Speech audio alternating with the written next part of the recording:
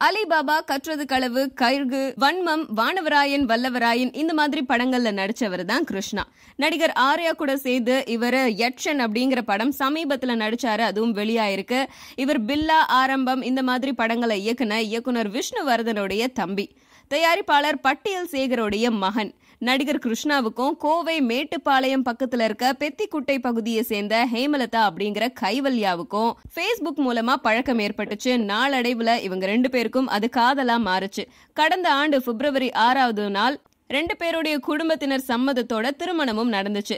இந்த நிலையில சில மாசங்களுக்கு முன்னாடி தன்னோட மனைவி ஹேமலதா பத்தி பரபரப்பான குற்றச்சாட்டுகளை தெரிவிச்சாரு கிருஷ்ணா. அதோட விவாகரத்து கேட்டு குடும்ப நல நீதிமன்றத்திலையும் மனு தாக்கல் செஞ்சாரு. கிருஷ்ணாவுடைய குற்றச்சாட்டு குறிச்சு ஹேமலதா தரப்புல கருத்து எதுவும் தெரிவிக்காம இருந்த நிலையில கோவை துடியலூர் பக்கத்துல இருக்க மகளிர் போலீஸ் நிலையத்துல ஒரு புகார் மனுவை கொடுத்திருக்காங்க ஹேமலதா.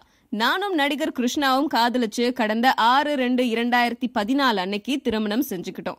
திருமணத்தின் போது கிருஷ்ணாவோட குடும்பத்தினர் வரதட்சணையா 300 பவுண்ட் நகையும் 32 லட்சம் ரூபாயும் கேட்டாங்க. ஆனா என்னுடைய பெற்றோர் 118 பவுண்ட் நகை 35 லட்சம் வரதட்சணையா கொடுத்திருந்தாங்க. திருமணத்துக்கு பிறகு சென்னை கோடம்பாக்கத்துல இருக்க டைரக்டர் காலனில இருக்கிற அபார்ட்மெண்ட்ல கணவரோட வசிச்சுட்டு வந்தேன். திருமணமான சில நாட்கள்லயே கிருஷ்ணாவோட குடும்பத்தினர் வரதட்சணையா கேட்ட மீதி நகைகளை வாங்கி வா அப்படின்னு சொல்லி என்ன சித்திரவதை செஞ்சாங்க. என்னோட கணவர் கிருஷ்ணாவுக்கு ஒரு நடிகையோட தொடர்பு இருக்கு. இத பத்தி நான் கேட்ட போது என்னோட கணவரும் அவரோட பெற்றோரும் சேர்ந்து என்ன சித்திரவதை செஞ்சு வீட்டை விட்டு அனுப்பிட்டாங்க. இதனால நான் இப்போ என்னுடைய பெற்றோர் கூட வசிச்சுட்டு வரேன்.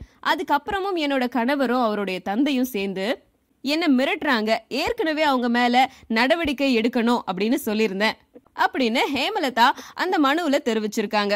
இந்த புகாரோடைய அடிப்படையில நடிகர் கிருஷ்ணா, அவருடைய தந்தை சேகர், தாய் மதுபாலா இவங்க எல்லார் மேலையும் இந்திய தண்டனை சட்டம் மன ரீதியாகவும் உடல் ரீதியாகவும் துன்புறுத்துதல், நகையை வாங்கி ஏமாற்றுதல், கொலை மிரட்டல் மற்றும் வரதட்சணை தடுப்பு சட்டம் இந்த பிரிவுகள்ல வழக்கு பதிவு செய்யப்பட்டிருக்கு.